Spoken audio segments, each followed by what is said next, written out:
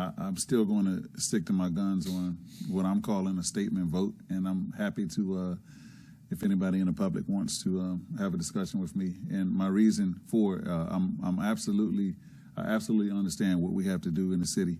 So it's not a knock at what we have to do in the city, but I want to use my platform as a statement vote so folks can pay attention to know that things are changing, and there are going to be a lot of increases coming up over the next few years to handle what we need to handle in the city. So what I did at the last meeting, Mayor Greenlaw, is use my vote as a statement vote to bring attention and awareness and hopefully to spark more conversation. And it's not a stab at staff or anything like that. So I wanted to be known, and Mr. Baruti, it's your recommended budget. So I just want to be clear on that, and I'm hoping for more dialogue. Everyone that stopped me and talked to me over the last few months, we're talking about the issues of the rising costs of the city, how much it costs to live here, and so on and so forth. So I won't go into a long story about that, but I just want to use my platform as what my constituents have been saying and make the statement vote. So I'll be voting against it, but respectfully. It's been alluded to this evening that we are looking at some very significant costs moving forward on big projects.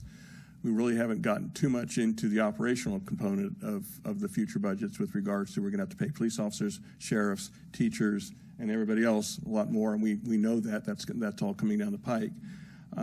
As I said, I think we really do need to sit down and have a serious conversation on what our priorities are in the coming years and explain that to the public.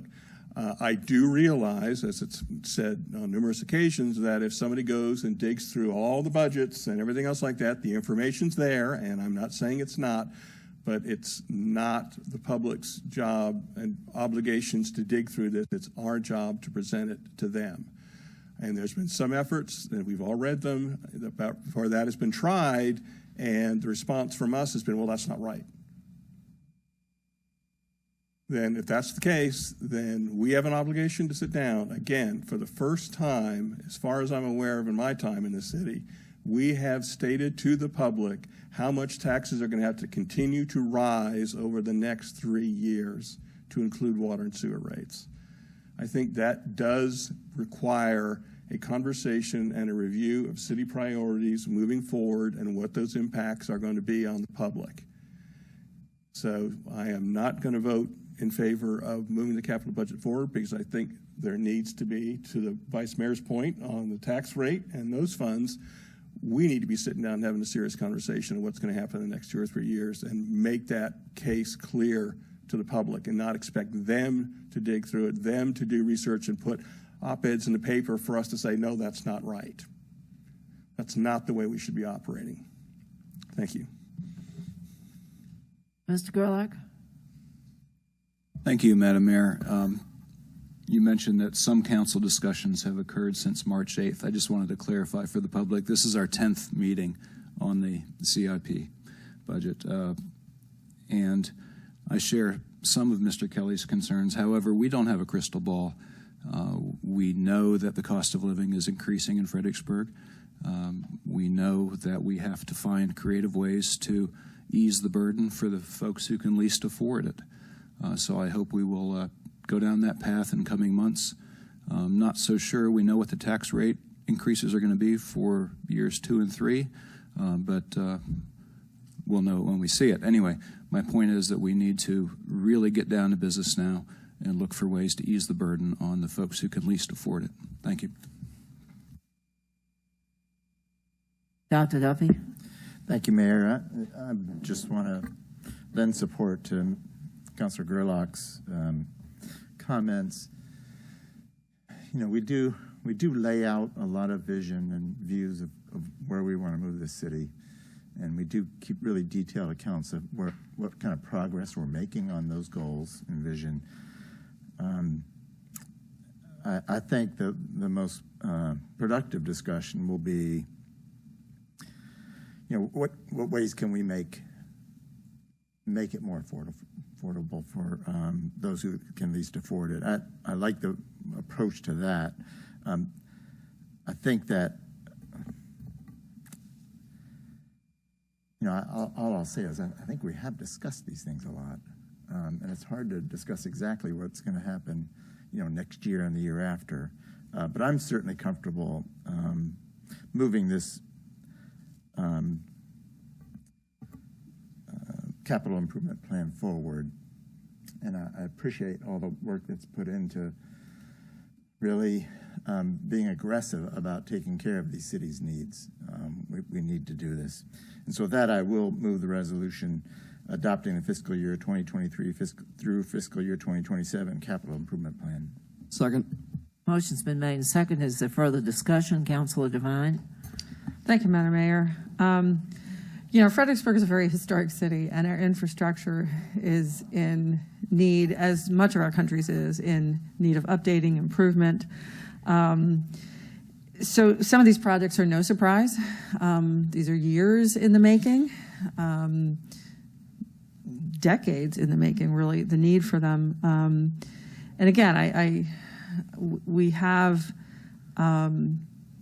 we've discussed many of them for years and years and years. We have spent a good portion of this last year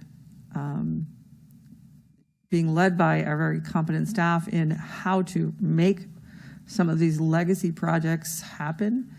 And again, along with the whole budget and the CIP, I just like to commend staff for seeing us through a couple of very hard years and giving us the ability to move forward. We're an old city with new needs. We're growing, which is a good thing. There are cities around the country that are not seeing the growth and vibrancy that we're seeing.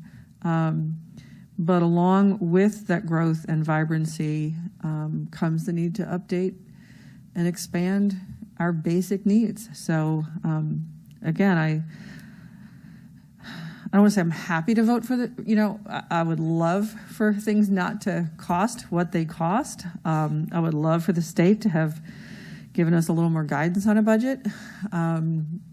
But I am very confident that we're moving ahead in the right direction. So, thank you. Vice Mayor Frye?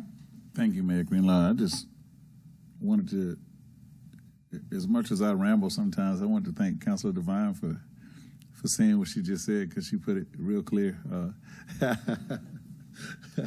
A old city with new needs, and it makes a lot of sense. So yeah, now I know what to say at the grocery store. So thank you. Exactly. Councilor Kelly?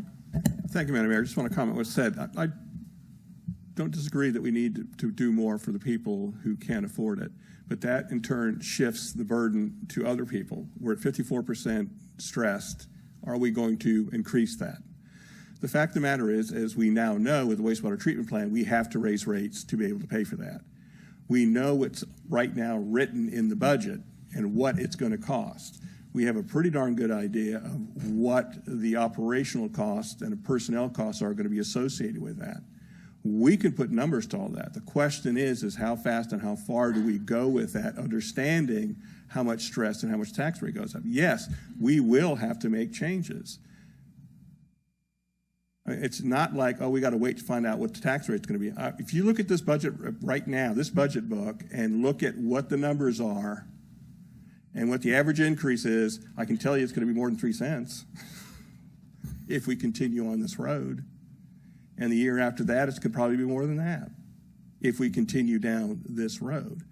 The question is, how are we going to go down this? And if not, as was said by a number of members of this board, since March of last year, our priorities have to change, and we might have to not take everything, get everything. Well, now's the time to have a conversation to tell the public what they can and cannot expect. I think the Planning Commission was very good pointing out to us that we talk all about the things that we're doing. We never talk about the things we deferred. And a lot of the projects we're talking about now that are coming to fruition, a lot of them have been, frankly, deferred. And we're now facing them along with everything else that we're doing. We can't keep operating this way. So I do think it's time to have a little bit more of a robust conversation in planning out how the next few years are going to go forward, because they are the critical years. and how we're going to pay for this and what's going to give and what can't give, what we can do and what we can't do. That's all I'm trying to get to. Thank you.